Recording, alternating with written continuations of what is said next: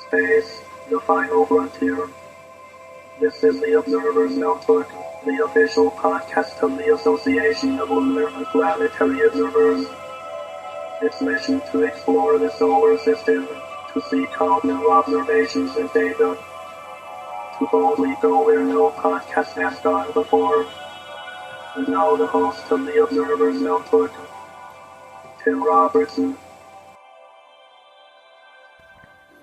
Welcome to episode 78 of the Observer's Notebook, the official podcast of the Association of Lunar and Planetary Observers. I'm Tim Robertson, the host of the Observer's Notebook, and also the coordinator of the training program within the ALPO. Hey, thanks for downloading and listening.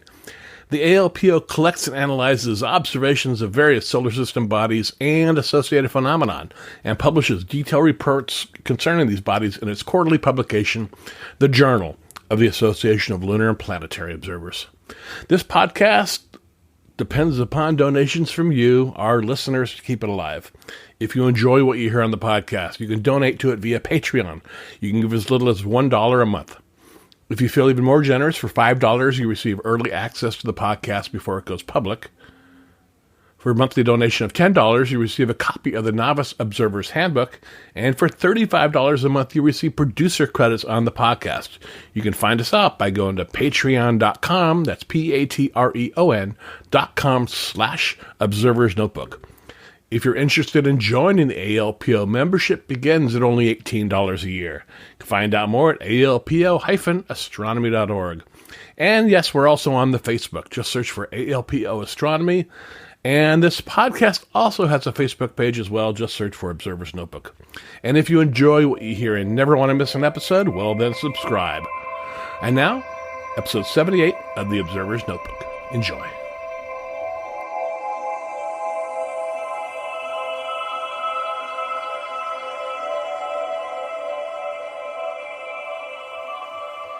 All right, I'd like to welcome everybody back to the Observer's Notebook podcast. Today we have a return visitor, the brand new executive director of the ALPO and most recent recipient of the Walter Haas Observers Award, Julius Benton. How you doing, Julius? I'm doing great. Great. Well, before we get into it, I want to say congratulations. Yeah, thank you very much. It was an honor to receive that. Many years go back in my relationship with Walter, and I'm just honored to have to be chosen for the award, and I'll try to wear it well. Fantastic. Now, why don't you just give everybody a little bit of background about yourself if they've never heard you on the podcast before?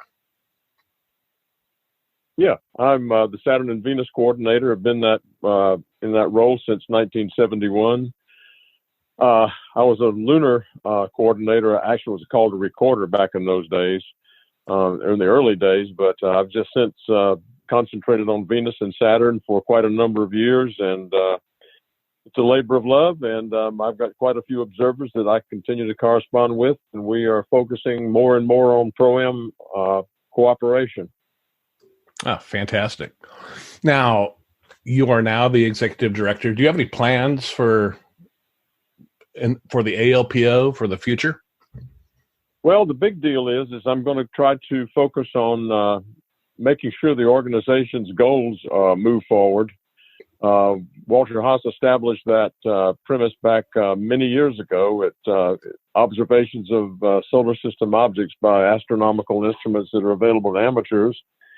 And, of course, what I want to see happen is the organization grow. I'd like to see each one of our sections become more and more active.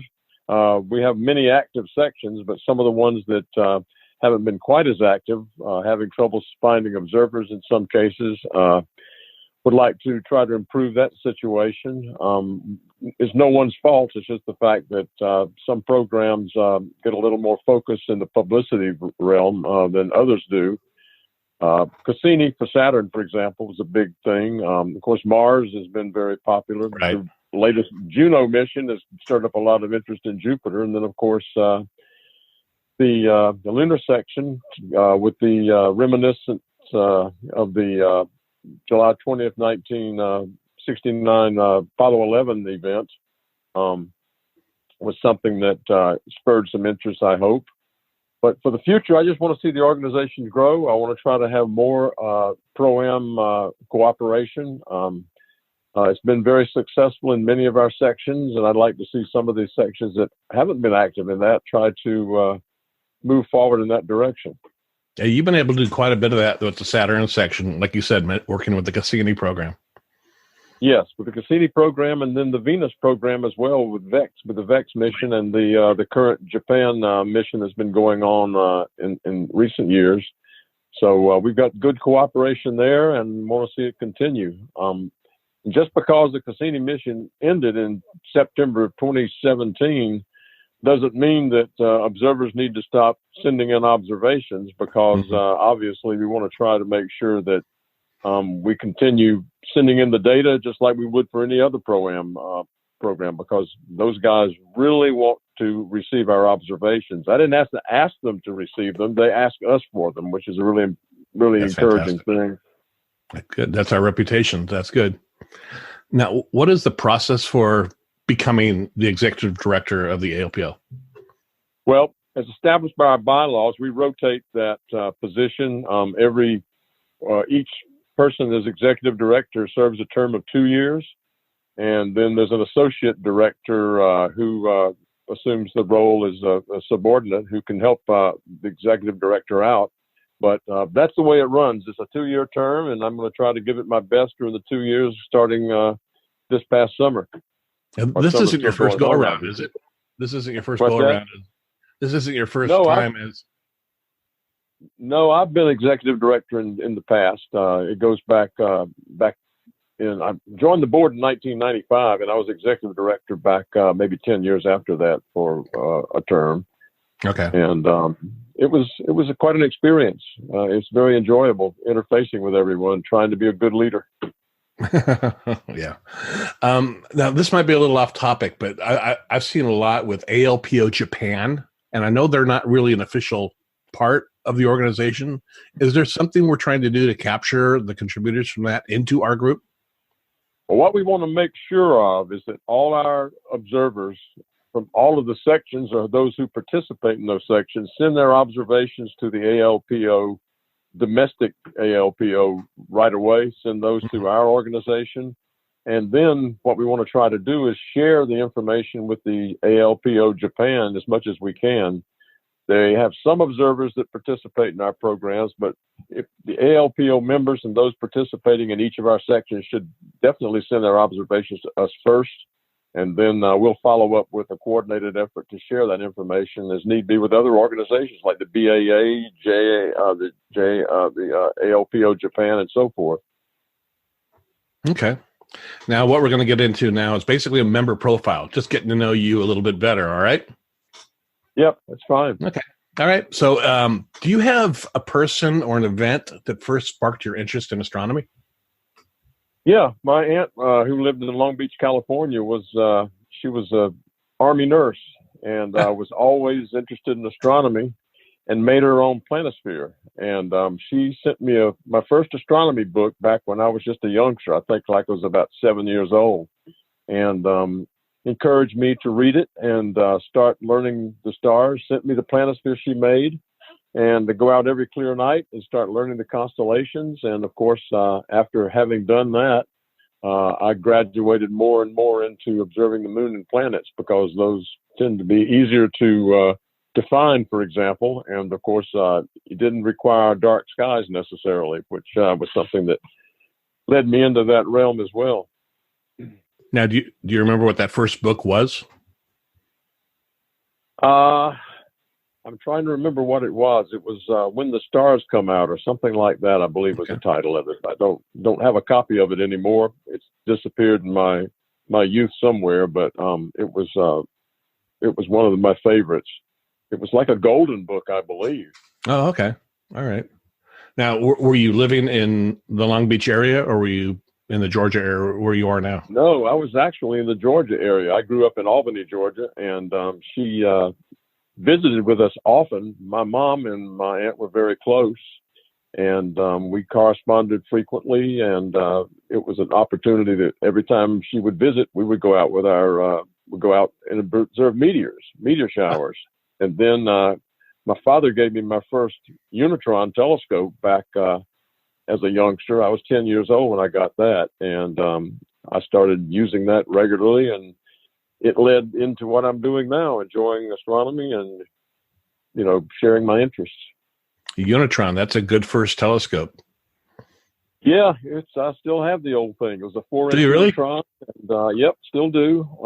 You can't get parts for them very often anymore, but there are places you can get them in the aftermarket, and still have it, and I use it occasionally. It's starting to show, it's obviously showing its wear, but it's still a good scope, good optics. Fantastic. Now, do you have a dream telescope, that money, no object, what you would like to have? Oh my goodness. The largest that I could find and operate. I'm a big refractor nut. I've been around refractors all of my life. I like Max-Zutovs. And the Questar 7 was one that I really wanted at one time, and I was happy to find one. And I've used it, and it's been a great instrument. It's my pinnacle. That was one of the things: good optics and good functionality, good clock drive to do imaging and so forth. Now, what's your current observing equipment, basically, that you use? Okay, I have several refractors. I have several. You collect these things over the years. My smallest refractor is an 83 millimeter Vixen, which has fantastic ED optics. And then, of course, my largest refractor is a 6-inch Zeiss that I've had quite a number of years as well. And I have that on a German equatorial mount after I had modified it a little bit to accept that tube, because the tube is really not that long. It's like an F10, but in a refractor, that means it's sizable. Okay. All right. And do you have other interests? You mentioned the Venus and Jupiter sections, but do you have any other astronomical interests that you like to go out there and observe? Oh, yes. I follow the moon pretty closely. I'm very interested in the moon. I was in charge of the Selected Areas program back a number of years ago, and I still observe in that program right now and do some imaging and follow up on those types of observations.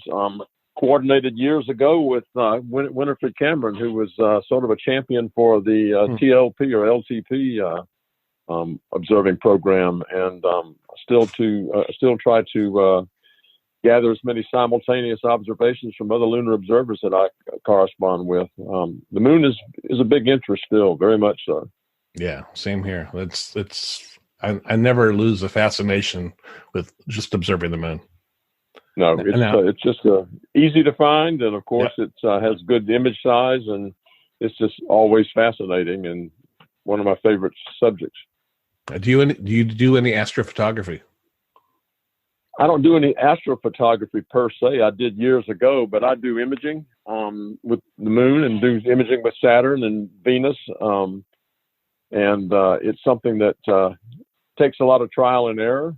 But I've been a visual observer most of my life, but I've graduated more and more into imaging, and because I want to try to do as well as some of the other imagers or the observers who do imaging and send in some fantastic observations of Saturn and Jupiter and Venus and so forth. But it's a challenge trying to find good weather, but of course it's something that I enjoy doing and will continue doing it as well.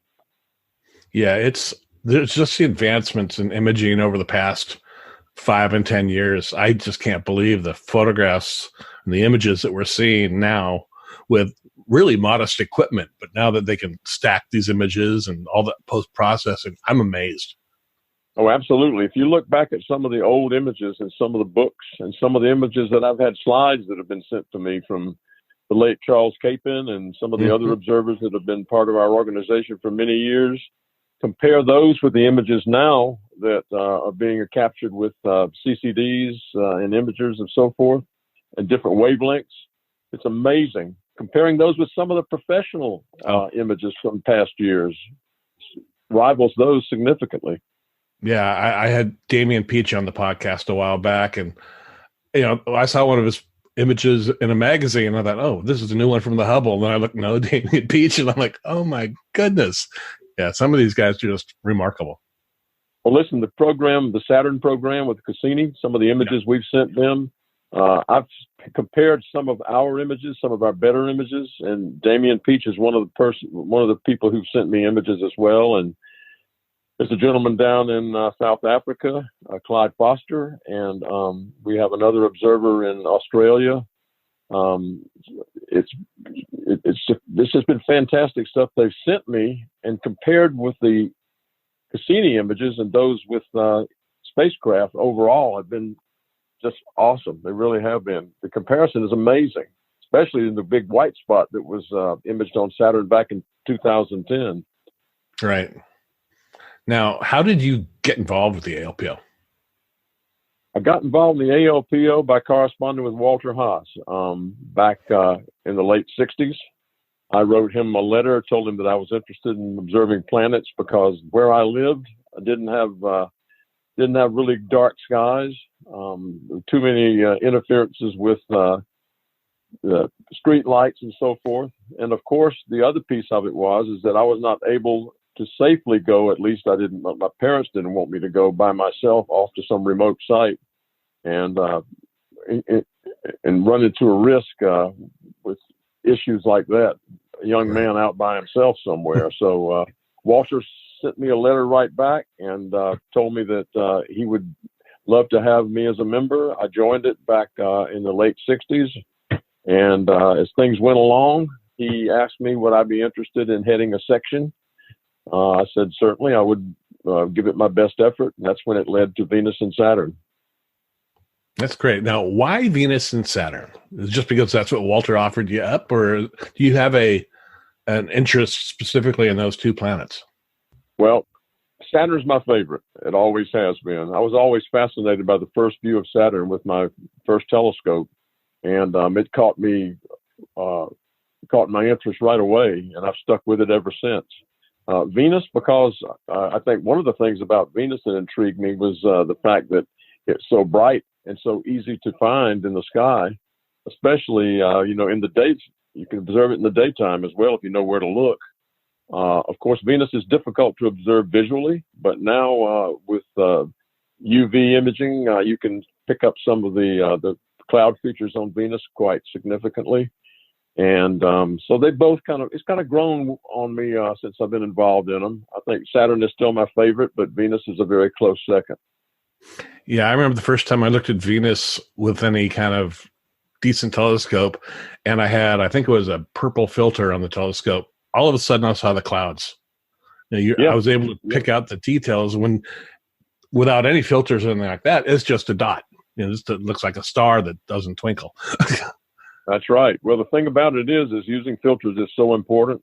Mm-hmm. And that's one of the things I'm hoping that I can encourage other observers to not only just observe visually and image, but try using color filters to bring out contrast and details on in the atmospheres or surfaces of different planets.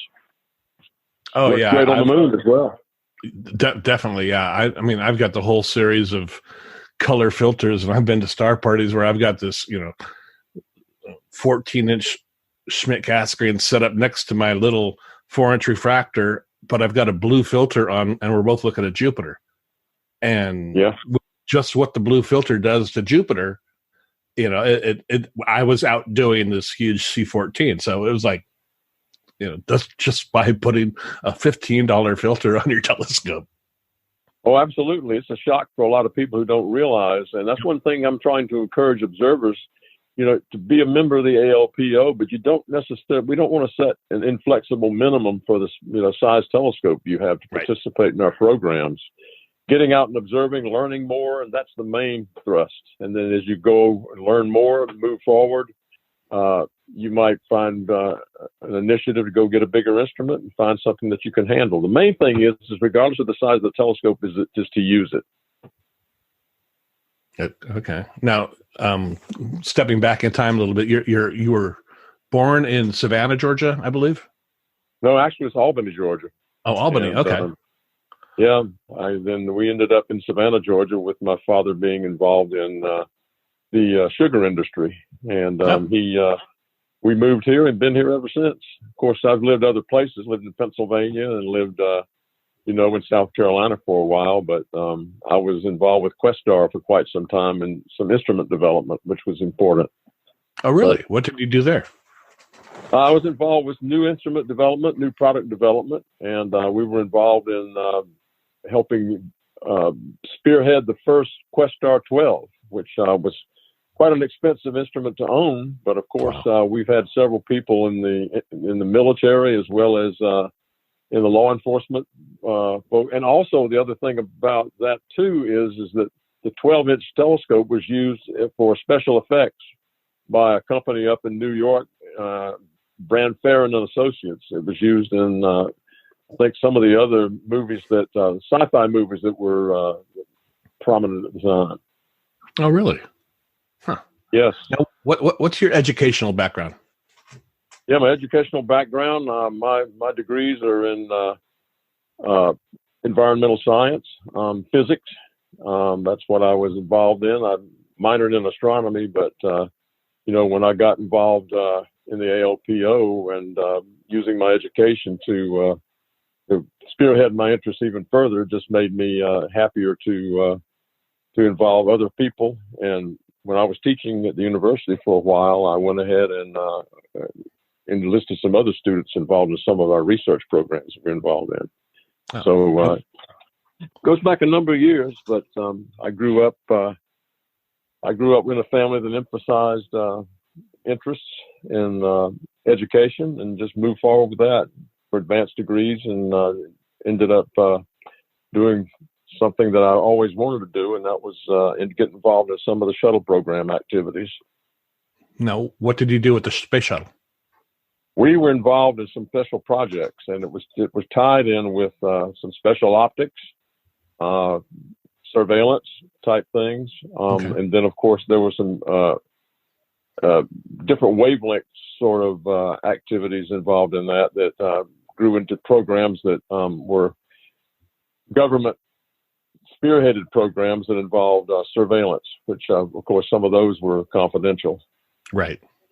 But when I was involved with Questar, we had several instruments that were in the payload bay for some of the shuttles, and that was a very successful activity as well. My involvement in that was quite interesting and enjoyable.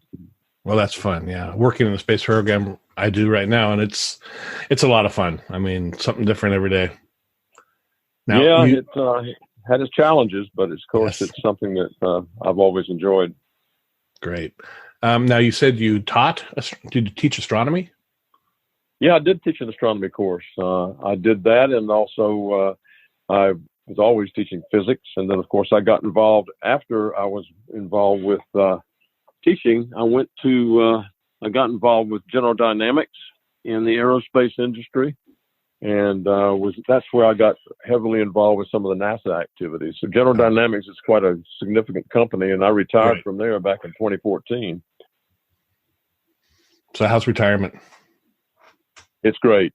It gives me more time to do the things I've always wanted to do, and I always said I wanted to enjoy retirement and make it the best years of my life. And of course, that gives me more time to devote to astronomy and the challenges that come with so many observations flowing in from the two sections I'm in charge of. And now as executive director, I want to focus on trying to better the organization and encourage others to move our organization along and add to its longevity. We've got quite a lot of talented, dedicated people who go out and observe just for the interest and enjoyment. It's true. So program activities, I want to make sure we do some of that too, but that's the fun part of it is important to me. Yeah. Now, are you involved with any local astronomy clubs? We had a local astronomy club here in Savannah, and it's sort of waned. The interest kind of waned here, and we've tried to enlist more activities like Astronomy Day and that kind of thing, but weather hadn't been cooperative. Some of the people weren't that interested. So I go to some of the meetings up near Atlanta in the Charlie Elliott astronomy group. That those guys are active observers, and they are mega active. I mean, I've had a lot of them on the podcast, and I can't believe just that. Yes, they're a great group. It's the Atlanta Astronomy Club. They're sort of like a offshoot from that organization, but they're wonderful people. Yeah. Now, do you have any interests outside of astronomy? Yeah, back in the old days, in the early days, I was always an avid hiker and backpacker. Did the Appalachian Trail from Georgia to Maine in 1979, Really? and it was quite an experience. I enjoyed my astronomy along the way as well, which was a fascinating experience. And obviously, it was the type of thing that you can take with you because it was naked eye astronomy. It didn't have a telescope, just observed from mountaintops and that kind of thing. So it was sharing interest with other people along the way, observing meteors. And was that something you did on your own, or you were with other people? Oh, with other people. Yeah, we had more than just one. I wouldn't have done it alone because they don't encourage that sort of thing. But yeah, we had a group of people that were going along with us, and we would sit out and watch. I had a little almanac with me, and I encouraged the folks to observe meteor showers when the time of the year came around, and it was adequate to do that from where we were situated. We started like in April of '79, and then finished up the following October. Wow, that's wild. I've never done anything like. Well, I've taken long motorcycle trips, but never hiking like that. That's crazy. I almost quit many times. It was painful. It was enjoyable, but it was you learn more about how you become a minimalist. You do more with less, and we just try to live out of your pack and enjoy the beauty of the wilderness. It was fascinating. So what are you doing in retirement? I'll never forget. What are you doing in your retirement? You said you had all these things that you wanted to do. What are some of the things? Spending time with my grandchildren, encouraging them. My youngest, my next to my youngest grandchild, Asa, is very involved in science, and he did a little article, if you might remember, in the JALPO about his moon phases that he presented as his project in school. Yep, I remember that. So I spent a lot of time with him observing, and he's interested in a lot of his friends. And then, of course, I'm trying to encourage more youth to get involved in astronomy, and then also evolve into becoming members of the ALPO and participating in our programs. Yeah, too many kids sit in front of a screen, too much screen time. They need to get out and observe. Right. Yeah, I just spent last weekend up with my grandkids, and they're 7 and 4, and I just had a 7-week-old. I'm sorry. Wow. So I mean, the 7-year-old is into his screens, but he's also very good at Legos. So I'll give him that. He'll spend hours just working his Legos. It's a fun age. Grandkids. Oh yeah, my grandson, he just turned 13. It's hard to believe it, but he's been an excellent student, and he gets involved in sometimes too much screen time, but some of the stuff he does, he's very creative, writing programs and developing some of his own games. He loves sci-fi. There's a game on Steam, which is a platform for computer games, called Kerbal Space Program. And he's built spacecraft in that. It's an amazing game if you've never seen it. Never seen it. It's very intuitive. It's an awesome game. Doesn't cost anything. You just download it in Steam and enjoy it. It's a fantastic learning experience, and teaches a lot about aerospace engineering as well. Maybe a budding astronaut one day. Who knows? Oh, that'd be good, huh? Grandpa would be proud. Yeah, it would be nice. Yeah. Now, do you have any hidden talents? What's that? I'm sorry? Do you have any hidden talents, like play music or things like that? Oh, I played music as I was growing up. I took piano for like 9 years, and I don't do it anymore. I've gotten away from it. I got involved in so many other things that I just didn't do it any further. But I encourage my sons to pursue music and enjoy those kind of things, and then they have.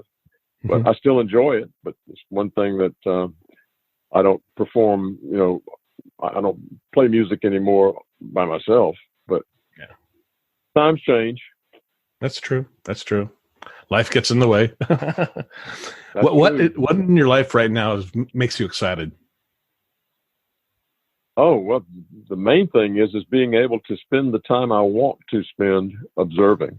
That's the main thing. I've always wanted to be able, when I was working and involved in corporate America and teaching or whatever, I didn't have the time that I always wanted to have and in control of my own time. And so it excites me now to go out and, watch the planets when they become visible after sunrise, and then follow through for an apparition of the planets, and just observe and enjoy doing those kind of things. It excites me to do that. I just long for the clear nights. A little cloudy right now, but it sure is a nice time to have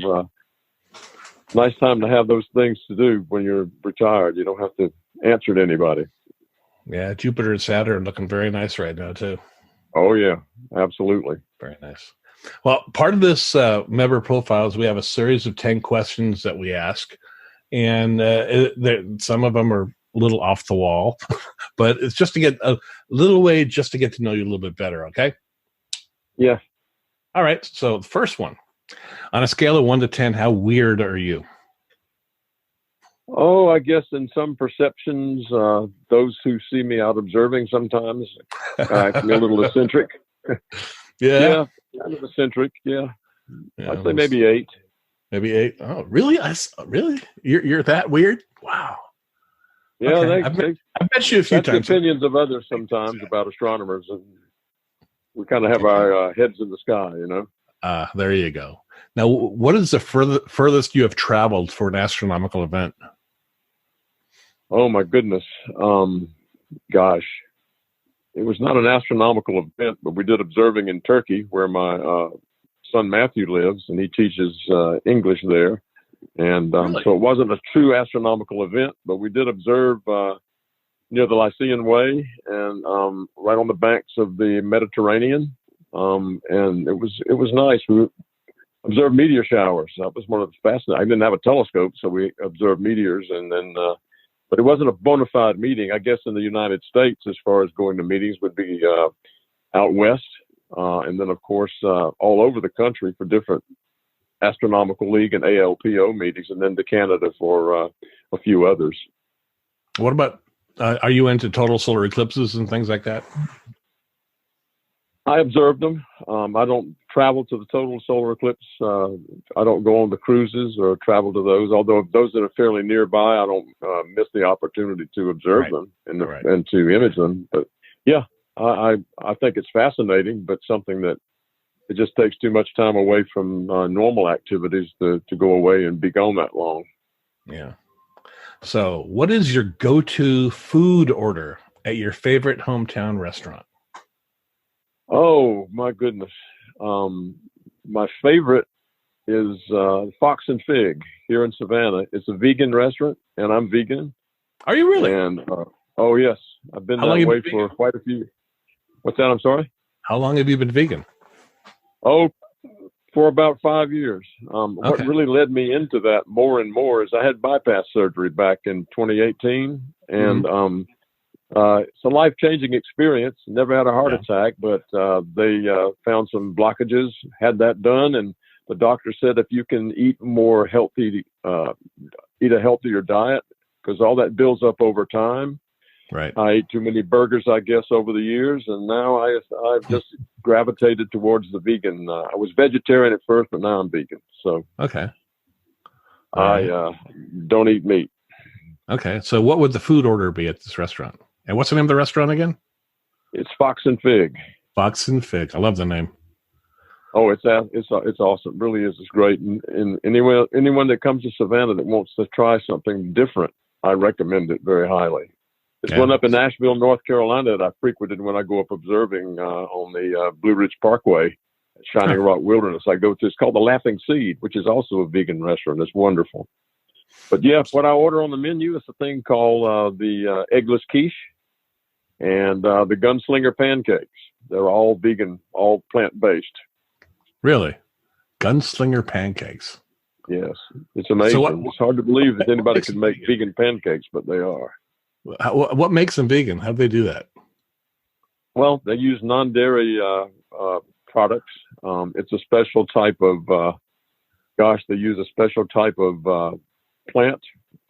It's almost like hummus that's built into it. Okay. And it's a different taste, but you'd never know the difference between those pancakes and the type of pancakes you would get at a regular pancake house. You just never know the difference. You could fool someone. Huh. And there's one thing that they observe that they serve that you might stumble on one day. It's called the Impossible Burger. It's all plant-based. And I've noticed it's kind of strange that a lot of people don't realize how many people are gravitating to healthier eating. Burger King just announced they offer the Impossible Whopper, which is based on that. It's wonderful. You wouldn't know the difference. You think you're eating beef. That's what they say. I have yet to find out. I do like my beef. So that's. Oh yeah. You would probably not know the difference. Wow. Well, maybe someday I'll give it a shot. Now, what's your most memorable astronomical event? Oh my goodness, probably this.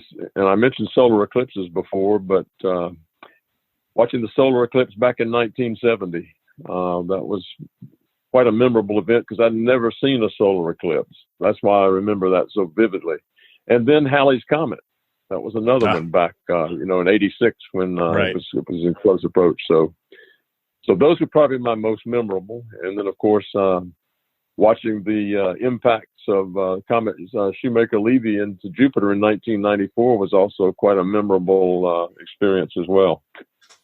Yeah, that one is high on my list. I mean, seeing it live, that was amazing. Yeah. Now, you'd never forget. No. Now, are there books that have inspired you along the way? Yeah. One of the first books that I thought was Carl Sagan's book, Cosmos. That was quite inspiring. Of course, going back quite some time ago, one of the first books I ever read was Starlight Nights and Leslie Peltier. Oh, yeah. That's good. So that's good. Quite inspiring. Yeah. Now, if you were stranded on a dark sky, deserted island, what telescope would you want with you? Probably my 5-inch Mac because it's portable. Really? Okay. Yeah. All right. What manufacturer is the Mac? The actual 5-inch Mac is built by Orion. Oh, and, okay. It's a really good scope. I mean, it compares. I shouldn't say this maybe, but it compares very favorably with some of the Quest stars I've used. Wow. It's portable and maintain. It doesn't get out of collimation when you carry it around, and it's about. I would say my 4-inch refractor and the 5-inch Mac are pretty close in terms of contrast, but I think I would choose that because of its portability. Okay. Now, if you were stranded on a dark sky, deserted island, what music would you want to have with you? Oh gosh, probably some classical music, some of the space classical type music that I've listened to over the years. That would inspire me, I believe. It would be enjoyable. Like Holtz, The Planets. Yeah. I've got that album. It's excellent. Okay. And okay. What advice would you give the 12-year-old you? 12-year-old, yes. Well, I would encourage them to. No, the 12-year-old you. 12-year-old Julius Benton. The 12-year-old view. You, Julius Benton. You. If you could talk to yourself at 12, what would you tell him? Well, I would say keep up observing, and it's because it was a labor of love, and I didn't watch that much TV back in those days. I wanted to get out and observe, and I guess one of the funniest things, I believe, at that age, I had a little friend who was a little girl that went to our church, and I asked her would she like to come out observing one night, and her parents didn't think that was a very good idea, but it worked out. So did it? Yeah, she ended up quite interested in astronomy after that. Oh, fantastic. All right, here's a tough one for you. Ready? Yeah. Cake or pie? Oh, probably pie. And I say that because there's a vegan pie that is an apple pie. with apple agave. It's awesome. That would be my choice. Yeah. All right. And who has had the single most influence on you in astronomy? Walter Haas. Oh, missed the man. Yep. No question about it. Yeah. Very good. Yeah. I think I wrote a letter to him early on and he said, join us. And I did. Yeah. Well, he sent me his letters on Walter Haas stationery, which was notebook paper. And he would write, of course, everything by hand, nothing ever typed. And I've still got some of those letters that I treasure. And so he inspired me. A lot of the things he would say were always encouraging, nothing ever negative. He was a very positive person, but that meant a lot to me. That's great. That's great. Well, is there any other information you'd like to share about yourself or experiences? Well, I just want to say that the times I've served in the ALPO as coordinator of Venus and Saturn have been extremely inspiring and pleasurable. The years I spent doing coordinating the lunar section, I was a recorder back then, as they called us that back in those days. Those things were just the most wonderful times of my life, and they still are. It gives me, not that I don't have anything to do in retirement, but it enriches my retirement with things that I can enjoy and improve to keep the wheels turning, learning more each day. That's great. Now, how can everybody get in contact with you? Well, you can go to our website. My address is there. My website, my email is on the website, and that's probably the best way. And I always like to correspond with observers and encourage them to participate in our programs. Great. Well, Julius, I really want to thank you for coming on today. Congratulations again on the Walter Haas Award. It's very well deserved. When I looked at the list of the previous recipients, I was frankly shocked that you had not received it already. That's my personal opinion. But there was nobody more deserving than you this year, I believe. Well, I really appreciate it, and I appreciate the vote of confidence. And it's been a labor of love, and I'll treasure this always. I really will. It means so much to me, especially how much Walter meant to me over the years. That just adds a special touch to it as well. That's great. Well, I want to thank you again for coming on. All right. Thank you for your time. All right.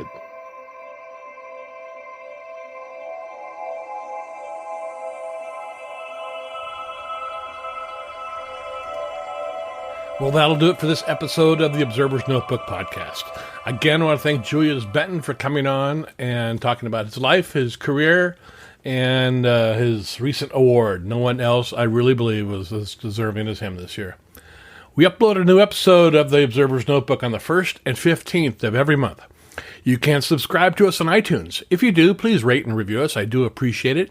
And you can also listen to us on iHeartRadio, Soundcloud, Spreaker, Google Play, Stitcher, and Amazon Echo.